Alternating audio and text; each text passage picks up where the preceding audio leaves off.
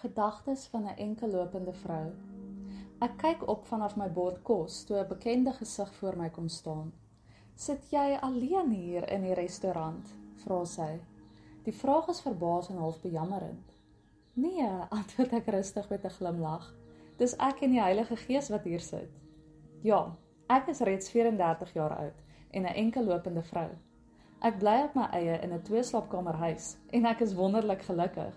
Geen kind of kraai wat my geselskap hou nie, net die Heilige Gees. Nie dat die kraai in elk geval welkom sal wees in my huis nie. Ek sing gereeld kliphard en ek was nie elke dag my skorrelgoed nie. Daar staan 'n vrolike bos rose op my boekrak en my Bybel lê permanent op my bank se leuning. En as ek waarlik eerlik moet wees, ek voel nooit alleen nie. En nee, ek is nie 'n ou jong nooi nie. Volgens my is dit 'n negatiewe woord wat verwys na iemand wat moed opgegee het in die lewe. Sy kon nie 'n man vind nie en nou sit en vergaan sy in haar ellende. Een van die dae gaan sy so wragtig terugkeer na stof. Haar gesig lyk permanent asof sy 'n begrafnis bywoon en sy is eensaam. Maar laat ek jou net vertel, ek het my huidige status en omstandighede gekies. Want jy sien, ek wag vir my man, die regte een. Die een wie God vir my uitgekies het, die een onder wie se blad ek perfek gaan pas en saam met wie ek 'n opwindende huwelik gaan hê. Hoe kan ek dan nou nie alles in my vermoë doen om myself ook vir hom voor te berei nie? Ek wil lieflik en goed wees vir hom. Ek wil sy lewe verryk. My paadjie het net nie so uitgedraai dat ek hom vroeër in my lewe ontmoet het nie. En dankie tog ek het ook nooit met die verkeerde een getrou nie. So, nou stap ek, nee wag. Ek huppel op my unieke pad wat deur God uitgelê is vir my. Ek hardloop gereeld in sy liefdevolle arms in, waar ek veilig voel, en hy versorg my. Hy gee vir my alles wat ek moontlik kan nodig hê, onder andere 'n klompie wonderlike geestelike vriende rondom my, elkeen met 'n spesifieke doel in my lewe.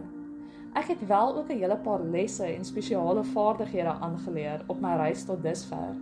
En ek gebruik dit nou om werk te doen in God se koninkryk op aarde. Maar ek sien so uit na dit wat nog kom. Ek kan regtig nie anders as om kinderlik opgewonde te wees oor alles wat nog vir my beplan is nie. Dit is so groot en spesiaal.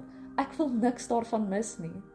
Daar word ook soms vir my gesê dat ek nie te lank moet wag voordat ek trou en kinders kry nie, want my tyd loop kanstig uit. Bog, ek het in sulke gesprekke ook reeds my antwoord gereed. As God vir Abraham en Sara op hulle ou dag kinders kon gee, kan hy ook enige iets vir my doen. Hy ken my hart, selfs beter as wat ek dit self ken. En hy weet wat my diepste hinkering is. My liewe land, wie anders as hy het daardie hinkering daar geplaas? Ons dien 'n goeie en liefdevolle God, 'n Vader wat ons graag wil seën en bederf. Ek los eerder alles en hardloop agter hom aan. Ek sal sy aangesig eerste soek in elke seisoen en elke oomblik van my lewe. Watter groter vreugde en eer is daar as om alleen in 'n gesprek met God te kan sit? So ja, ek sit oënskynlik alleen in 'n restaurant, maar ek is besig om die beste en mees vervullende gesprek ooit te hê. Psalm 37 vers 4 sê: "Vind jou vreugde in die Here, en hy sal jou gee wat jou hart begeer."